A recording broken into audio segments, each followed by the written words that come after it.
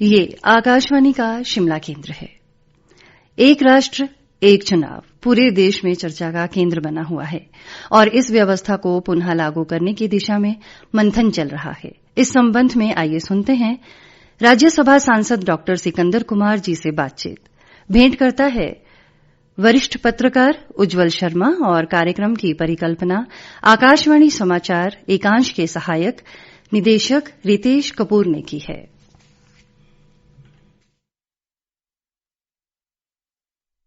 आकाशवाणी शिमला के सभी श्रोताओं को मेरा नमस्कार। मैं हूं आपके साथ उज्जवल शर्मा। श्रोताओं, भारत जैसे विशाल लोकतांत्रिक देश में हर वर्ष कहीं न कहीं चुनाव होते ही रहते हैं, कभी लोकसभा तो कभी किसी राज्य की विधानसभा। ये सिलसिला न केवल राजनीतिक दलों और सरकारों को लगातार चुनावी मोड में बनाए रखता है, बल्कि देश की विकास यात्रा को भी थाम देता है। बार बार चुनावों से जहां सरकारों का ध्यान स्थायी विकास योजनाओं से भटकता है, वहीं चुनाव आयोग, सुरक्षा बल और सरकारी मशीनरी पर भी अत्यधिक दबाव पड़ता है। इसके साथ ही चुनावी खर्च का बढ़ता बोझ देश की अर्थव्यवस्था पर भी सवाल खड़े करता है। इन्हीं कारणों से बीते कुछ समय से एक राष्ट्र एक चुनाव यानी वन नेशन वन इलेक्शन की अवधारणा पर गंभीर मंथन चल रहा है। केंद्र सरकार इस दिशा में कदम बढ़ा चुकी है। संसद में इस विषय से जुड़े 2 अहम विधेयक पेश किए जा चुके हैं, जो इस समय संयुक्त संसदीय समिति के पास विचाराधीन है। इसी पर केंद्रित हमारी आज की परिचर्चा है, जिसका विषय है एक राष्ट्र एक चुनाव, चुनाव सुधार की परिकल्पना। आकाशवाणी के समाचार एकांश द्वारा प्रस्तुत इस परिचर्चा में खास मेहमान मौजूद हैं। स्वागत करना चाहेंगे राज्यसभा सांसद और शिक्षाविद डॉक्टर सिकंदर कुमार जी का। आज हम इनसे समझने की कोशिश करेंगे कि एक राष्ट्र एक चुनाव की जरूरत क्यों महसूस की जा रही है, इससे क्या फायदे होने वाले हैं और आम नागरिक व राजनीतिक दलों पर इसका क्या असर पड़ सकता है। तो डॉक्टर सिकंदर कुमार जी, आपका आकाशवाणी के स्टूडियो में स्वागत है। धन्यवाद उज्जवल जी।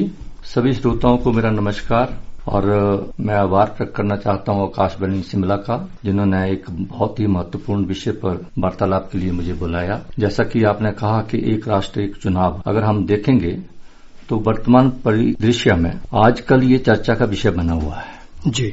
और मैं समझता हूं कि एक राष्ट्र एक चुनाव लोकतंत्र को जहां नई दिशा देगा, जहां इसके अंतर्गत सभी चुनाव, चाहे वो लोकसभा का हो, राज्यसभा का हो, चाहे विधानसभा का हो, चाहे स्थानीय निकायों का चुनाव हो, वो एक साथ करवाने का प्रावधान है जी। इसके अंतर्गत जहां प्रशासनिक बोझ कम होगा, वित्तीय संसाधनों का सदुपयोग होगा और चुनावी प्रक्रिया में निरंतरता, एकरूपता, पारदर्शिता यानी कि कंटिन्यूटी, यूनिफॉर्मिटी और ट्रांसपेरेंसी आएगी और हमारा लोकतंत्र और मजबूत होगा। और जो हम आत्मनिर्भर भारत की कल्पना करते हैं, जो विकसित राष्ट्र का सपन हम सारे देखते हैं, वो भी इसके माध्यम से हम ये सपन साकार होता देखेंगे। यह मुद्दा किसी पार्टी के हित में नहीं, बल्कि मैं समझता हूं कि ये देश हित में है, क्योंकि इसके कारण जहां हमारा सरकारी खर्च कम होगा, मुद्रास्फीति कम होगी, निवेश बढ़ेगा, आर्थिक विकास में वृद्धि होगी। और आप समझते हैं कि एक राष्ट्र एक चुनाव जो विषय है, इसको माननीय मोदी जी जो हमारे देश के प्रधानमंत्री हैं, उनकी सोच थी और उसके लिए बड़े पहले जो एक कमेटी हमारे भारत के पूर्व के रहे राष्ट्रपति जी आदरणीय रामनाथ कोविंद जी, उनकी अध्यक्षता में अलग अलग राजनीतिक दलों के लोग उसमें शामिल थे और उस कमेटी के कुछ जो आपकी फाइंडिंग्स हैं वो मैं आपके समक्ष जरूर शेयर करना चाहूंगा। जो कमेटी ने अपनी रिपोर्ट प्रस्तुत की है, उसके मुताबिक जहां एक राष्ट्र एक चुनाव के माध्यम से देश में राजनीतिक स्थिरता आएगी, जहां जो हमारा आर्थिक विकास है वो और तेजी से आगे बढ़ेगा और ब्लैक मनी और जो भ्रष्टाचार है उसके ऊपर चेक लगेगा और जो हमारा समय है और रिसोर्सेज जो संसाधन है उनकी भी बचत होगी और जो कॉस्ट है चुनाव करवाने की, जो लागत है वो कम होगी। मैं समझता हूं ये पॉलिसी जो निर्धारित करने वाले लोग हैं उनके लिए बहुत उपयोगी सिद्ध होगा और जो one voter list of voters हम समझते हैं अलग अलग चुनाव जब होते हैं, चाहे कारपोरेशन के चुनाव हों, चाहे विधानसभा के, चाहे लोकसभा के, उसमें अलग अलग वोटर लिस्ट बनती है। केवल जो लोकसभा में जिसका नाम होता है उसमें विधानसभा का नहीं होता है। जब म्युनिसिपल कारपोरेशन के चुनाव होते हैं तो उसमें उसका नहीं होता। लेकिन जब वन नेशन वन इलेक्शन हो जाएगा, एक राष्ट्र एक चुनाव हो जाएगा, एक वोटर लिस्ट बनेगी, उससे वोटर्स जो मतदाता हैं उनको भी लाभ होगा और ज्यादा से ज्यादा लोग जो है वो पार्टिसिपेशन करेंगे। क्योंकि आप देखिए कि 6 महीने के अंतराल में अगर किसी भी प्रदेश में देश में 2-3 चुनाव हों तो कोई व्यक्ति यहां से दूसरे स्थान पे हो। बिल्कुल डॉक्टर सिकंदर जी, आपने एक राष्ट्र एक चुनाव की मूल अवधारणा क्या है इसके विभिन्न पहलुओं पर अपनी बात रखी। मैं ये भी जानना चाहूंगा कि प्रधानमंत्री और केंद्र सरकार एक राष्ट्र एक चुनाव को इतना जरूरी क्यों मानते हैं, इसके पीछे क्या प्रमुख सोच और मकसद है?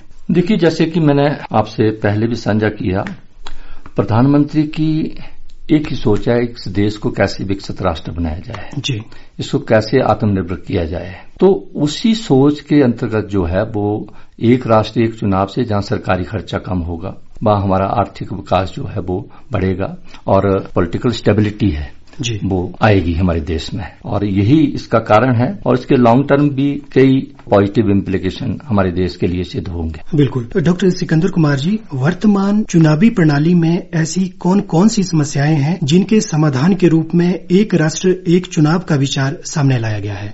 हमारी बहुत सी समस्याएं जो वर्तमान चुनावी प्रणाली में हैं, उन सब का समाधान, जैसे मैंने कहा कि जो रामनाथ कोविंद जी की जो रिपोर्ट थी जी, उसमें सभी का आंकलन किया गया और उसके अनुसार ही ये जो सुझाव दिए गए हैं, जो मैं पहले भी आपसे चर्चा की जी, उन सुझावों को ध्यान में रखते हुए एक राष्ट्र एक चुनाव धारणा पूरे देश की बन रही है। आजकल आप देखेंगे कि ये चाहे जवान हो, चाहे बूढ़ा हो, चाहे महिला हो, चाहे कर्मचारी हो, हर एक व्यक्ति के मुंह पर जो है ये बात चल रही है कि एक राष्ट्र एक चुनाव जो 1967 से पहले हमारे देश में था वो होना चाहिए। इसके बहुत से लाभ हमारे देश को होंगे। डॉक्टर साहब, आपने इतिहास की बात की। सन 1951 से 1967 तक हमारे देश में लोकसभा और विधानसभा के चुनाव एक साथ होते थे, तो फिर ये व्यवस्था क्यों टूटी और अब इसे फिर से लागू करने की जरूरत क्यों महसूस हो रही है?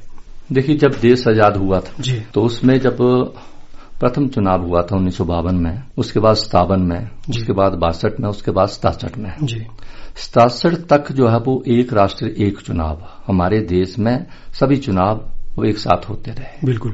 लेकिन ये मैं दुर्भाग्य ही समझूंगा कि 1968 में, 1969 में जब कई प्रदेशों की सरकारें जो भंग की गई, जो आर्टिकल 356 है उसका दुरुपयोग हुआ, राजनीतिक हित साधने के लिए कांग्रेस पार्टी ने जो है इसका दुरुपयोग किया और इसकी शुरुआत हो गई और आज तक ये चली हुई है, जिसके दूरगामी परिणाम जो है देश ने भुगते। और अब मैं समझता हूं कि जो एक राष्ट्र एक चुनाव के पीछे जो औचित्य है इसको लाने का यही है कि देश से संसाधनों का जो है वो सदुपयोग हो और हमारा लोकतंत्र और मजबूत हो। डॉक्टर साहब, आपने लोकतंत्र की मजबूती की बात की, तो क्या यह कहा जा सकता है कि अगर एक साथ चुनाव करवाए जाएं तो इससे चुनाव प्रणाली में शुचिता और पारदर्शिता बढ़ेगी? जी, मैं समझता हूं कि एक साथ चुनाव करवाने से शुचिता बढ़ेगी, पारदर्शिता बढ़ेगी, क्योंकि जो संसाधन है उनका जो है वो दुरुपयोग नहीं होगा, समय की बचत होगी और राजनीतिक और आर्थिक और सामाजिक जो स्थिरता है देश में वो बहाल हो। जी, हम देखते हैं कि देश में किसी न किसी राज्य में चुनाव चले रहते हैं। हाल ही में छत्तीसगढ़ और दिल्ली में चुनाव हुए, अब कुछ महीनों बाद बिहार में चुनाव होने हैं। यानी देश में चुनाव का दौर चला ही रहता है और इस वजह से सरकारें चुनावी मोड में ही बनी रहती हैं। ऐसे में क्या आप मानते हैं कि इससे विकास कार्यों की गति पर नकारात्मक असर पड़ता है? बिल्कुल, मैं आपकी बात से सहमत हूं, क्योंकि जो विकास के कार्य चले होते हैं, जब कोई इलेक्शन आ जाता है, चुनाव आ जाता है, तो कोड ऑफ कंडक्ट लग जाता है, आचार संहिता लग जाती है। आपके जितने भी डेवलपमेंट के काम हैं, चाहे आपके एम्प्लॉयमेंट रिक्रूटमेंट के काम हैं, वो सारे बाधित होते हैं। और अब तो देश में ऐसी व्यवस्था बन गई है कि हम अपने प्रदेश की बात लें तो साल में 2-3 चुनाव हो जाते हैं और लगभग विकास के लिए 2-3 महीने रहते हैं, बाकी सारी समय जो है वो आचार संहिता लगी रहती है। तो किस तरह से विकास होगा? और मुझे लगता है कि ये विकास पर जो है इसके बड़े दुष्प्रभाव पड़ते हैं बार बार चुनाव होने से। यानी आचार संहिता लगने से विकास परियोजनाएं रुकती हैं, नीति निर्माण धीमा होता है। बिल्कुल। और इससे कहीं न कहीं प्रशासनिक बाधाएं भी उत्पन्न होती हैं। बिल्कुल। डॉक्टर साहब, एक राष्ट्र एक चुनाव के परिप्रेक्ष्य में एक बात प्रमुखता से कही जा रही है और जिसका आपने जिक्र भी किया कि अगर देश में एक साथ चुनाव हो तो उससे चुनावी खर्चे में भारी कटौती हो सकती है और इससे कहीं न कहीं देश की अर्थव्यवस्था को भी बल मिलेगा। आप अर्थशास्त्री भी हैं, तो आप इसे कैसे देखते हैं? क्या आप मानते हैं कि ये तर्क व्यवहारिक और मजबूत है? मैं समझता हूं कि जब पहला चुनाव इस देश में हुआ था तो उसमें कुल जो खर्चा हुआ था लगभग 12 करोड़ हुआ था जी। और आज वर्तमान परिदृश्य में हम देखें तो जो 2024 के जो चुनाव हुए लोकसभा के, उनके साथ कुछ प्रदेशों के भी चुनाव हुए, उसमें एक अनुमान के अनुसार लगभग 1,35,000 रुपया चुनावी खर्च हुआ जी। और अगर एक राष्ट्र एक चुनाव हो जाता है तो सरकारी अनुमान है कि ये 1,35,000 करोड़ से कम होकर अगर एक राष्ट्र एक चुनाव हो जाता है तो 7,951 करोड़ रुपया जो है वो एक साथ चुनाव करने का खर्च आएगा और ये जो बचत होगी वो देश के विकास में काम आएगी जी। एक राष्ट्र एक चुनाव को लेकर कई दलों का विरोध भी सामने आया है। विपक्षी दलों का कहना है कि एक साथ चुनाव करवाने से देश के संघीय ढांचे को नुकसान हो सकता है। आप इस तर्क को कितना उचित और कितना कमजोर मानते हैं? मैं इससे बिल्कुल सहमत नहीं हूं। मैं ये समझता हूं कि एक राष्ट्र एक चुनाव के माध्यम से जो हमारा संघीय ढांचा है, जो केंद्र और राज्य सरकार के संबंध है और मजबूत होंगे और जो नीति निर्धारण में जो भी समस्या आती हैं वो मुझे लगता है वो नहीं आएंगी और प्रदेशों के साथ साथ केंद्र का भी विकास होगा और प्रदेश और आर्थिक दृष्टि से आगे बढ़ेंगे जी। इसी से जुड़ा सवाल है कि कुछ क्षेत्रीय दलों को ये भी आशंका है कि एक साथ चुनाव होने से उनके स्थानीय मुद्दे पीछे छूट जाएंगे। तो क्या आपको लगता है कि उनकी यह चिंता सही है? नहीं, मुझे ऐसा नहीं लगता। आप देखेंगे हिमाचल प्रदेश में ही देखेंगे कि पीछे जो 2022 में जो चुनाव हुए थे हमारे जी, तो केंद्र में भारतीय जनता पार्टी की सरकार थी और भारतीय जनता पार्टी के केंद्र में जो सरकार थी आप उसके मुद्दे भी देख सकते हैं, उसका प्रभाव भी देख सकते हैं, लेकिन उसके बावजूद जो है वो सरकार जो है वो यहाँ पर कांग्रेस पार्टी की आई और 2024 में कुछ प्रदेशों में जो चुनाव हुए थे तो उसके अंतर्गत भी जो आंध्र प्रदेश है, सिक्किम है, उसमें स्थानीय मुद्दे वहां के थे, उनके आधार पर जो है सरकार वहां पर जो है दूसरी विपरीत पार्टियों की बनी। तो मैं ये नहीं समझता हूं कि यहाँ के ये उनके जो स्थानीय मुद्दे हैं वो गौण हो जाएंगे जी। डॉक्टर सिकंदर कुमार जी, भारत में मतदाता अक्सर केंद्र और राज्य सरकारों को अलग अलग नजरिए से देखते हैं। ऐसे में अगर चुनाव एक साथ होते हैं तो क्या इससे चुनावी नतीजों पर असर पड़ेगा? नहीं, मैं नहीं समझता हूं, क्योंकि आप देखिए कि जब भी चुनाव होता है, अगर आज आप जो लोकल स्तर का जो चुनाव होता है, पंच का, प्रधान का, बीडीसी का, जिला परिषद का या एमएलए का, आप देखेंगे कि लोग इतने सजग होते हैं, चाहे गांव का अनपढ़ व्यक्ति भी है उसे भी पता होता है कि आप चाहे 10 वोट डालने हैं, चाहे कितने भी कैंडिडेट हों, उनको पूरा पता होता है कि किस कैंडिडेट को जो है वोट डालना है, किसको नहीं डालना है। तो मुझे लगता नहीं है कि इसका कोई सकारात्मक परिणाम आएंगे, मुझे ये ऐसा लगता है। बिल्कुल। डॉक्टर सिकंदर कुमार जी, एक राष्ट्र एक चुनाव की व्यवस्था लागू करने के लिए किन किन संवैधानिक संशोधनों की जरूरत पड़ेगी और क्या इसके लिए संसद और राज्यों की सहमति भी जरूरी होगी?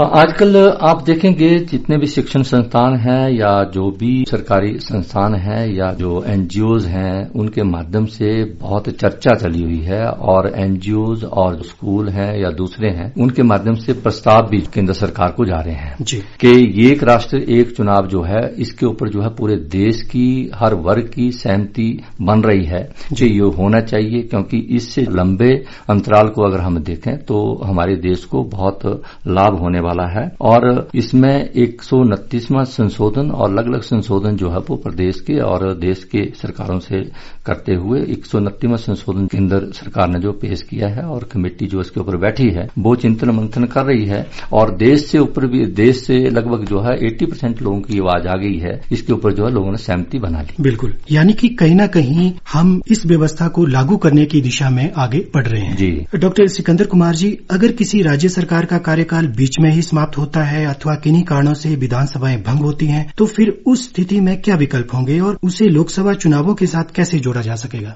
देखिए, मैं समझता हूं कि एक राष्ट्र एक चुनाव में 2 चुनाव करवाने का प्रावधान है जी। एक आम चुनाव होंगे एक साथ और फिर एक बार जो मध्यावधि चुनाव होंगे जी। तो अगर कोई विधानसभा किसी कारण से भंग होती है तो मध्यावधि चुनाव हो सकते हैं। दूसरा, मैं समझता हूं कि उसमें अंतरिम सरकार भी गठित हो सकती है। कोई सरकार अल्पमत में आ जाती है तो दूसरी जो पार्टियां, आपको पता ही है, मल्टी पार्टी जो है वो अपने साथ मेजॉरिटी लेकर वो सरकार बनाने का दावा जो है वो पेश कर सकती हैं। लेकिन अगर ये भी नहीं होता है तो राष्ट्रपति शासन भी एक हमारे पास विकल्प है। लेकिन मैं समझता हूं कि ये किसी भी कारण से अगर विधानसभा किसी प्रदेश की भंग होती है तो वो मध्यावधि चुनाव के और भी ये प्रावधान इसमें है, उसकी ओर भी हम जा सकते हैं। बिल्कुल। डॉक्टर सिकंदर कुमार जी, एक राष्ट्र एक चुनाव की व्यवस्था को लागू करने में चुनौतियां क्या रहने वाली हैं? देखिए, इसमें सबसे बड़ी चुनौती मैं ये समझता हूं कि सभी राजनीतिक दलों में सहमति बनाना जी, और उसके लिए पिछले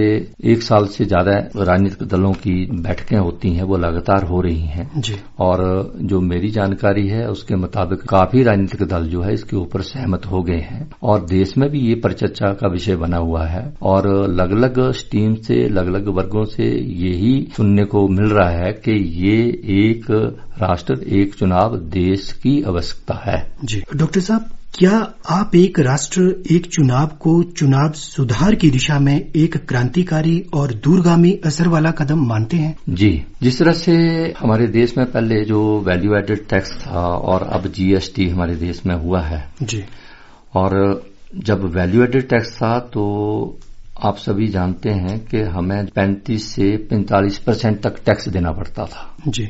लेकिन इसका 2017 में जब ये इम्प्लीमेंट हुआ और आज की डेट में मैं बता दूं अप्रैल 2025 में जो जीएसटी की जो कलेक्शन हुई है जी, एक महीने की 2,36,716 करोड़ और जो जीएसटी में जो प्रावधान है वो 5% से लेकर 2.5% तक हमें टैक्स देना पड़ता है इन कंपैरिजन टू जो वैल्यू एडेड टैक्स जीएसटी से पहले जो इम्प्लीमेंट था उसमें 35 से 45% तक जो टैक्स जो है वो हमें देना पड़ता था जी।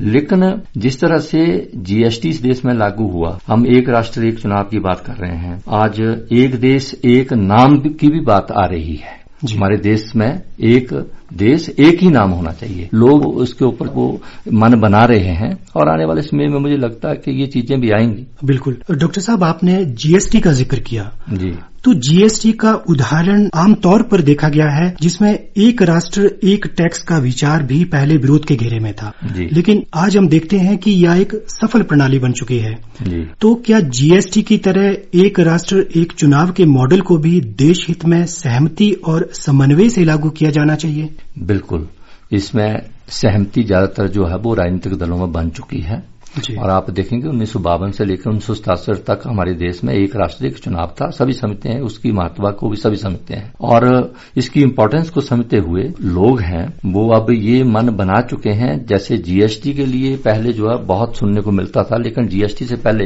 अगर मंथली कलेक्शन की हम टैक्स की बात करें तो लगभग 65 करोड़ जो है पर मंथ कलेक्शन होती थी, लेकिन आज मैंने आपको अप्रैल 2025 का आंकड़ा बताया 2,36,716 करोड़ जो एक मंथ की कलेक्शन है। तो अब सारे लोग जो इसका विरोध करते थे वो भी सोचने को मजबूर हैं और जिस तरह से जीएसटी का अब लोग वेलकम कर रहे हैं उसी तरह मुझे लगता है कि आने वाले समय में एक राष्ट्र एक चुनाव का भी लोग इसका महत्व समझते हैं और इसका वेलकम करेंगे। यानी कि जीएसटी जैसे सुधारों से हम यह सीख सकते हैं कि सहमति के साथ बड़े बदलाव भी संभव हैं। जी डॉक्टर साहब, भारत जैसे विशाल और विविधताओं वाले देश में एक साथ चुनाव करवाना चुनाव आयोग के लिए कितना बड़ा प्रशासनिक कार्य होगा और इसके लिए कौन कौन सी तैयारियां करनी होंगी? मुझे नहीं लगता। आज भी आप देखेंगे जो लोकसभा के चुनाव 2024 में हुए तो 6-7 फेज में हुए।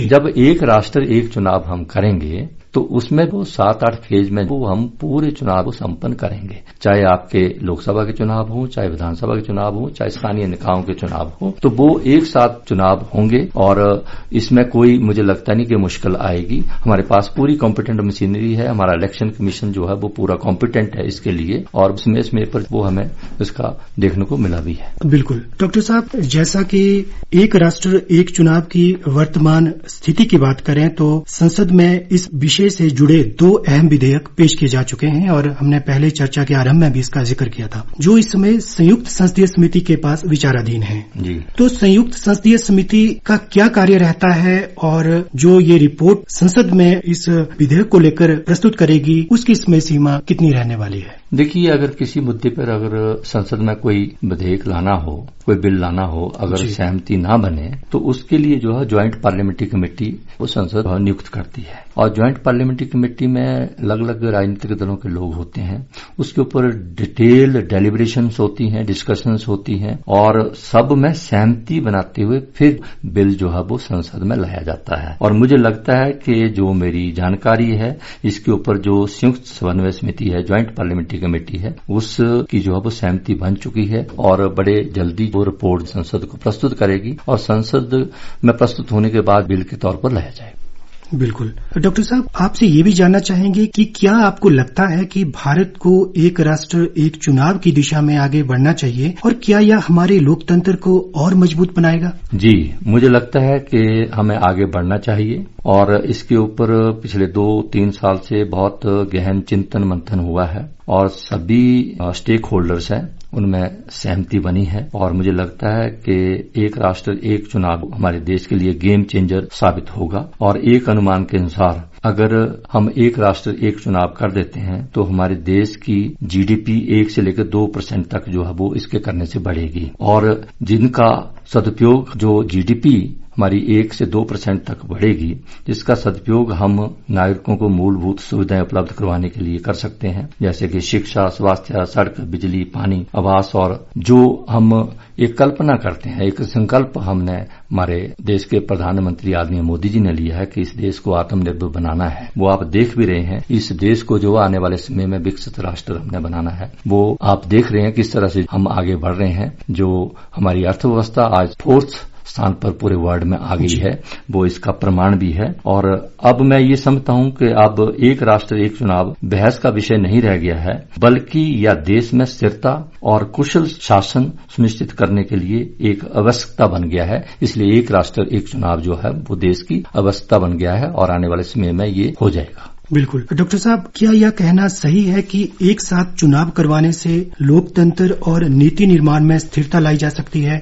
वैसे तो आपने जिक्र किया, लेकिन अभी ये व्यवहारिक लोगों को इसलिए नहीं लग रहा है कि कई दशकों बाद हम इस व्यवस्था पर लौटेंगे। 1967 के बाद कभी भी एक राष्ट्र एक चुनाव की व्यवस्था लागू नहीं हुई, तो तकरीबन 5-6 दशकों के बाद जब इस तरह की व्यवस्था लागू होने की दिशा में देश आगे बढ़ रहा है, तो आपको क्या लगता है कि इसमें केंद्र सरकार को और आम जनता को क्या क्या इसमें समन्वय के तौर पे करना चाहिए? मुझे लगता है कि एक राष्ट्र एक चुनाव, अगर हम जो पहले 1967 से पहले के लोग थे, जो बुजुर्ग थे हमारे, अगर उनसे जो है वो वर्तमान पीढ़ी बात करेगी तो आपको बहुत बेहतर तरीके से वो समझाएंगे कि इसका हमारे लिए कितना महत्व है। और मैं समझता हूं कि एक राष्ट्र एक चुनाव के बहुत से महत्व जो मैंने पहले भी पर चर्चा में आपसे साझा किए, ये होंगे और देश जो है वो आगे तो बढ़ेगा, लेकिन देश का विकास भी और वर्ल्ड इकोनॉमी में जो हमने ये तय किया है कि आने वाले समय में भारत को तीसरी सबसे बड़ी अर्थव्यवस्था बनाना है, उसके लिए भी ये हमारे लिए सहायक सिद्ध होगा। जी डॉक्टर साहब, आपने एक राष्ट्र एक चुनाव के विभिन्न पहलुओं पर बात की है। ये भी जानना चाहूंगा कि सन 1952 से 1967 तक एक साथ जब चुनाव होते थे, तब उस व्यवस्था की सफलता और विफलता के क्या कारण थे? इसका विफलता का मैं एक ही कारण, सफलता तो थी जी, लेकिन विफलता का मैं एक ही कारण मानता हूं। मैंने पहले भी आपसे साझा किया कि जो चुनी हुई लोकतंत्र तरीके से चुनी सरकारें जब 1968 से शुरुआत हुई, जो आर्टिकल 356 था उसका दुरुपयोग कांग्रेस पार्टी ने किया अपने राजनीतिक हित साधने के लिए। उसके बाद जो है वो ये क्रम बढ़ता गया और आज आप देखेंगे कि कितना जो है वो चुनावी खर्च, चाहे प्रदेश हो, चाहे देश के चुनाव हो, चाहे लोकल निकाय के चुनाव हो, उसमें आता है और पॉलिटिकल इंस्टेबिलिटी बनी रहती है। विकास जो रुकता है, बार बार आचार संहिता लगने के कारण वो विकास आगे नहीं बढ़ पाता। बिल्कुल। डॉक्टर साहब, क्या एक साथ चुनाव करवाने से मतदाता को स्वतंत्र रूप से केंद्र और राज्यों के मुद्दों पर अलग अलग वोट देने की आजादी कम हो जाएगी? नहीं होगी। आप के सामने कैंडिडेट हैं जी, और जब एक साथ चुनाव आप जब पंचायत के करते हैं, आप पंच भी अपना चुनते हैं, उप प्रधान भी चुनते हैं, प्रधान भी चुनते हैं, बीडीसी भी चुनते हैं, जिला परिषद भी चुनते हैं, तो लोग इतने जागरूक हैं कि वो सभी कैंडिडेट को जानते हैं, सभी मतदाता सही व्यक्ति का चयन करते हैं। और इसी तरह जो आने वाले जो चुनाव विधानसभाओं के, लोकसभा के होंगे, तो उसके लिए भी मतदाता जो है वो बड़ी सोच समझ के चयन करेगी और एक अच्छा सरकार बनाने के लिए वो आगे बढ़ेंगे ताकि हमारा देश आगे बढ़े। अंत में डॉक्टर सिकंदर जी, आप क्या मानते हैं, क्या भारत एक राष्ट्र एक चुनाव की दिशा में आगे बढ़ने के लिए तैयार है? मुझे लगता है कि मैं भी 3-4 जगह गया हूं। मुझे जो प्राइवेट जो एजुकेशन इंस्टीट्यूशन थे, गवर्नमेंट एजुकेशन इंस्टीट्यूशन थे, एनजीओ थे और अलग अलग वर्गों से, चाहे वकील हों, चाहे आपके बिजनेस क्लास हो, उन सभी ने अपने जो परिचर्चा होती है इसके ऊपर जो चर्चा की है और उनका मन मैंने पूरे देश में और हिमाचल प्रदेश में भी देखा है कि सभी ने ये मन बना लिया है कि एक राष्ट्र चुनाव जो है वो आज की अवस्था है, देश की आवश्यकता है। जी, तो डॉक्टर सिकंदर कुमार जी, आप आकाशवाणी शिमला के स्टूडियो में आए और आपने सरल और स्पष्ट शब्दों में एक राष्ट्र एक चुनाव जैसे महत्वपूर्ण विषय पर गहन जानकारी हमारे श्रोताओं के साथ साझा की। इसके लिए आपका बहुत बहुत धन्यवाद। धन्यवाद। तो श्रोताओं, आज की इस परिचर्चा में हमने जाना कि एक राष्ट्र एक चुनाव केवल एक चुनावी सुधार नहीं बल्कि व्यवस्था, संसाधन और लोकतंत्र के संतुलन की दिशा में भी बड़ा कदम हो सकता है। इससे जहां बार बार होने वाले चुनावों पर लगाम लग सकती है, वहीं शासन व्यवस्था को अधिक स्थिर, सुचारू, प्रभावी और लोक कल्याणकारी बनाया जा सकता है। इसी के साथ मुझे यानी उज्जवल शर्मा को ये परिचर्चा समाप्त करने की अनुमति दें। इस कार्यक्रम की परिकल्पना आकाशवाणी समाचार एकांश के सहायक निदेशक श्री रितेश कपूर जी ने की थी। नमस्कार।